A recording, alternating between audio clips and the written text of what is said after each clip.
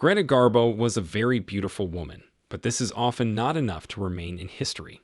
In addition to unconditional beauty, Garbo had an unconditional style, which even now, almost 100 years after the heyday of her career, remains the benchmark. Photographs of Greta Gustaffson's parents, Lovisa and Carl Alfred, have been preserved, and looking at them, we can say with confidence, the actress was her father's daughter. There is almost nothing in common with his mother, and every feature of his face is Carl Alfred. Father and daughter were very close. But when Greta was 12, Gustaffson, who had been ill with tuberculosis for a long time, died. Then she dropped out of school and went to work.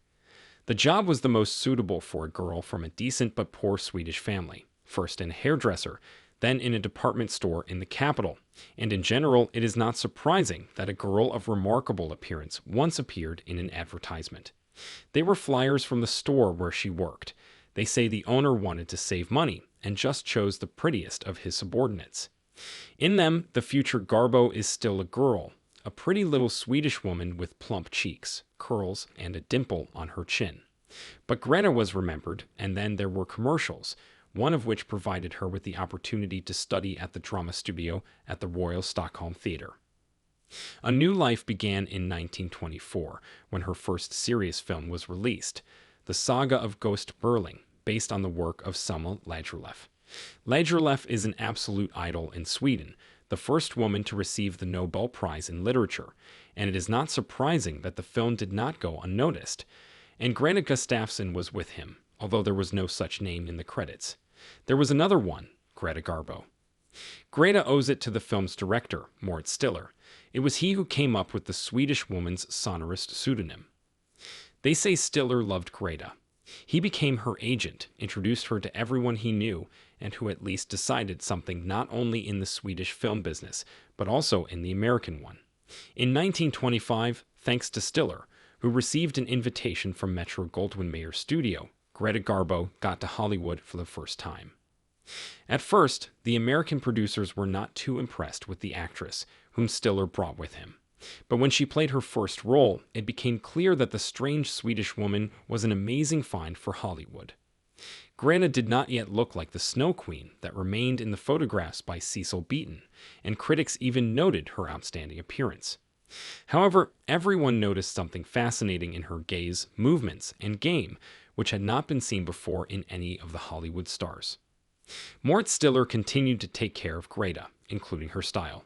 She began to lose weight. Naturally curly hair had to submit and lie down in neat waves, revealing her face.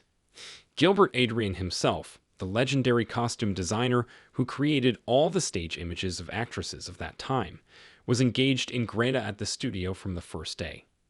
Garbo became his favorite.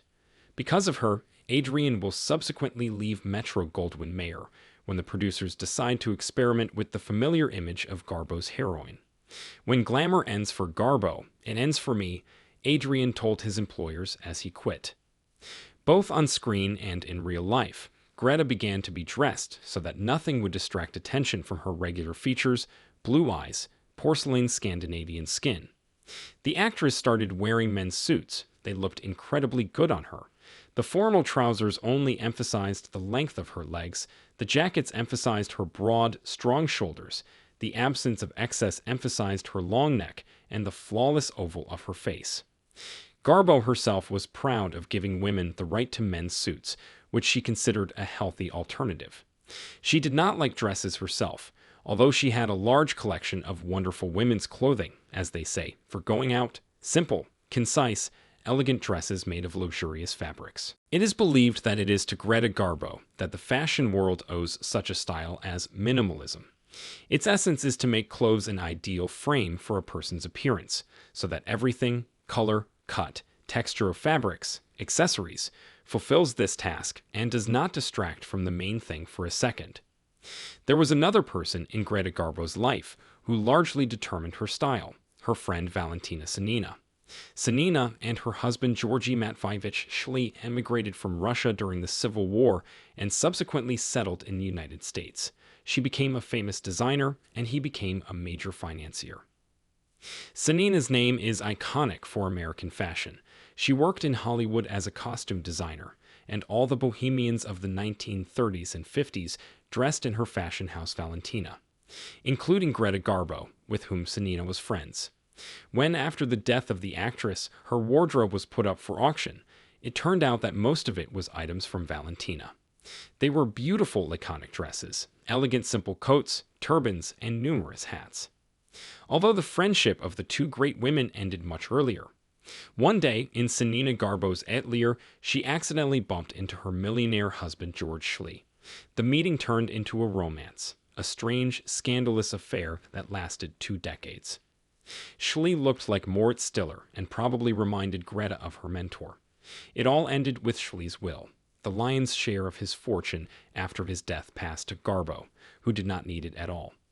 All the time that Greta, Schley, and Sanina's relationship lasted, all three lived in the same house and often appeared together, to the complete bewilderment of New Yorkers, a strange triangle on the ruins of a former friendship. The last film starring Greta Garbo was released in 1941. The picture was unsuccessful, and a wave of criticism rose in the press. Greta's reaction was to leave the cinema. In one of the few interviews, Garbo said that her movie life could not have been long. A movie is a fairy tale, and there is no place for an old actress in it. For the next half-century, she lived in New York privately. "Leave me alone," said one of Garbo's heroines, and she herself repeated this phrase more than once. Next door, Valentina Sanina also lived in seclusion, who largely determined the style of her former friend. Women hid not only from the world, but also from each other. Garbo survived Sanina for only 6 months. All that remained of the paparazzi at the end of Greta Garbo's life were rare pictures of the aging film star walking around the city. They have been preserved. They show a beautiful elderly woman, slender, strict, and elegant. Garbo did not change herself in any way. Even at the age of 84, when the last photos of the already dying actress were taken, she remained an icon of style.